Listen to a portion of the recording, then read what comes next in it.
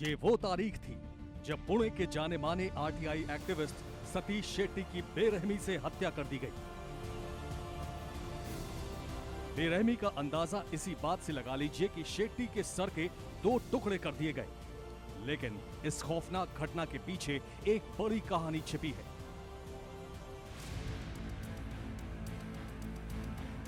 ये वो कंपनी है जिसने नियम कानून को ताक पर रखकर करोड़ों की जमीन अपने नाम करवा ली। कंपनी मुंबई पुणे एक्सप्रेसवे पर एक टाउनशिप बनाना चाहती थी और इसी टाउनशिप के लिए सरकारी जमीन, फॉरेस्ट रिजर्व की जमीन, मंदिर ट्रस्ट की जमीन अवैध तरीके से अपने नाम करवा ली गई। सतीश शेट्टी ने कंपनी की इसी धांधली को उजागर करने के लिए आरटीआई लगाई और पुलिस से शिकायत कर एफआईआर दर्ज करवाई। मुंबई पुणे एक्सप्रेस हाईवे के ताजे और पिंपोली गांव के जिन 1400 एकड़ जमीन पर आईआरबी इंफ्रा अपना टाउनशिप लाना चाह रही थी, उसके बारे में सबसे पहले आरटीआई कार्यकर्ता सतीश शेट्टी को लोनावाला के इसी सब रजिस्ट्रार दफ्तर से जानकारी मिली कि कंपनी फर्जी तरीके से जमीन को अपने नाम कर रही है।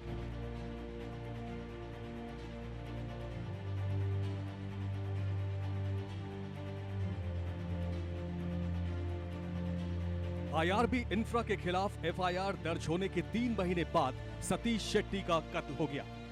लोकल पुलिस से लेकर देश की सबसे बड़ी जांच एजेंसी सीबीआई तक ने जांच की। गवाहों के बयान लिए गए, सबूत जुटाए गए। सबूतों से साफ इशारा हो रहा था कि कातिल कौन है। लेकिन कातिल को पकड़ने के बजाय सीबीआई ने केस बंद करने का फैसला किया। इस बीच मृतक सतीश के भाई ने एक ऐसा सबूत कोर्ट के सामने पेश किया जो कातिल का चेहरा बेनकाब करने के साथ साथ किस तरह इस केस को बंद करने के लिए सीबीआई के बड़े अधिकारी ने जांच अधिकारी पर दबाव डाला था, इसका भी खुलासा हो जाता है। जी मीडिया के पास कोर्ट में पेश किया गया ये पूरा ऑडियो टेप मौजूद है, जिसमें इस केस का इन्वेस्टिगेटिंग ऑफिसर बता रहा है कि किस तरह आरोपियों को गिरफ्तार करने से सीबीआई के बड़े अधिकारी ने रोका और कैसे केस बंद हुआ। आप भी सुनिए। आपका सिन्हा साहब के साथ ही हुआ था? हाँ, सिन्हा, दोनों सिन्हा है, दोनों साले सिन्हा ही है। दोनों सिन्हा है, यानी स्पेशल डायरेक्टर भी सिन्हा है?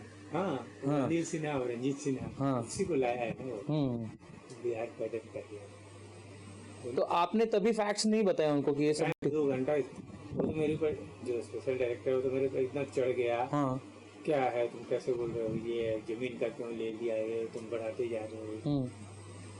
तो मैंने बोला सुना जाए, तो उसको मैंने पूरा 2 घंटा लेक्चर दिया। इतना मोटा पावर पॉइंट प्रेजेंटेशन के ले गया। उस समय भी मैंने यही लास्ट यही किया था कि ये करना है। ये फरवरी की बात है।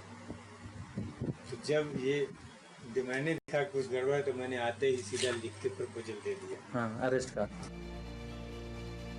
12 जुलाई 2014 के इस बातचीत में जांच अधिकारी साफ साफ बताता है कि केस को बंद करने का दबाव उस वक्त के सीबीआई डायरेक्टर रंजीत सिन्हा और स्पेशल डायरेक्टर अनिल सिन्हा का था।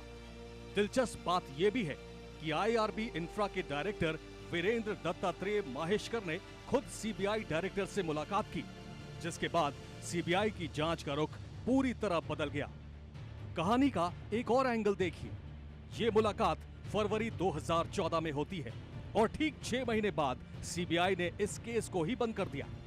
अब सवाल उठता है उस ऑडियो टेप का। जरा एक बार फिर सुनिए टेप में क्या कहा जा रहा है। नहीं सर, लेकिन ये बंदा ऊपर तक जा सकता है कि बिना पॉलिटिकल सपोर्ट के?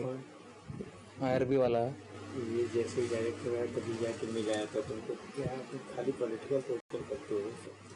डायरेक्टर को मिलाया था ये? नहीं मिलाया। यानी आपके पास उसका है रिकॉर्ड? वो तो मुझे मालूम है that is a fact. Maheshwar खुद जाके मिल गया है स्पेशल डायरेक्टर को? डायरेक्टर को मिल गया है। आखिरकार जो बात 12 जुलाई 2014 को जांच अधिकारी बता रहे थे, वही 11 अगस्त 2014 को हुआ। सीबीआई ने केस बंद कर दिया, लेकिन सीबीआई ने जो क्लोजर रिपोर्ट दाखिल की वो खुद बताती है कि आईआरबी के अधिकारियों की भूमिका संदेहास्पद थी। सीबीआई ने अपने 41 पेज की क्लोजर रिपोर्ट कोर्ट में दी है, जिसमें सीबीआई ने माना है कि आईआरबी के लाइजन अधिकारी जयंत डांगरे ने सतीश को मुंह बंद रखने के लिए 2 करोड़ की पेशकश की थी।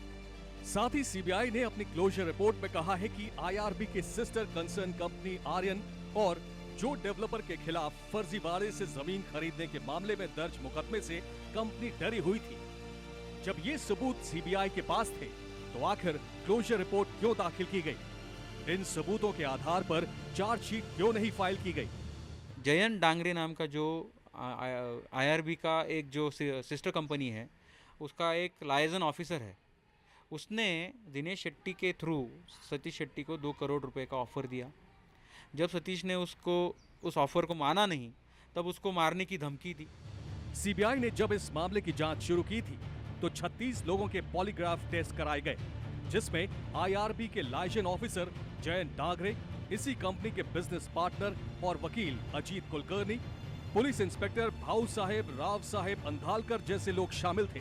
पॉलीग्राफ टेस्ट में इनमें से कई लोगों के हत्या में शामिल होने के संकेत मिले थे। हालांकि इस टेस्ट में कंपनी के डायरेक्टर वीरेंद्र दत्तात्रेय माहेश्कर के खिलाफ कोई संकेत नहीं मिला था। लेकिन सवाल यह है कि जिन लोगों की टेस्ट में हत्या में शामिल होने के संकेत मिल चुके थे, उनके खिलाफ जांच आगे बढ़ाने के बजाय केस बंद करने का रास्ता क्यों चुना गया?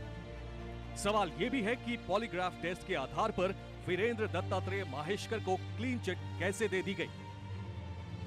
सीबीआई की जांच में इस बात की तरफ इशारा साफ था कि आईआरबी के लोग सवालों के घेरे में हैं। सीबीआई अपनी जांच में यह भी मान रही थी कि सतीश सेठी की हत्या के पीछे जमीन के मामले में जो उन्होंने आईआरबी के खिलाफ दर्ज कराई थी, वो एक वजह हो सकती है। ऐसे में सवाल उठता है कि सीबीआई ने जब क्लोजर रिपोर्ट दाखिल की तो उसमें आईआरबी के एमडी वीरेंद्र दत्तात्रेय माहेश्कर को क्लीन चिट देने के लिए एक नाम सिर्फ क्यों चूज किया? बहरहाल सीबीआई के केस बंद करने के 5 महीने के बाद जब जांच अधिकारी से हुई संदीप की बातचीत के सबूत पर कोर्ट ने सीबीआई से जवाब मांगा, तो सीबीआई ने एक बार फिर इस केस को खोलने की चाल चल दी और इस मामले में अब पुलिस इंस्पेक्टर भाऊ साहेब राव साहेब अंधालकर और नामदेव सुखदेव घोटाले की गिरफ्तारी भी हो चुकी है। सीबीआई का आरोप है कि इन लोगों ने असली कातिल को बचाने की साजिश रची थी। तो सवाल यही है कि आखिर असली कातिल है कौन? कहीं ये लोग वीरेंद्र दत्तात्रेय माहेश्कर की कंपनी आईआरबी इंफ्रा को बचाने की कोशिश तो नहीं कर रहे थे? ये बड़ा सवाल है। संतोष कुमार, जी मीडिया।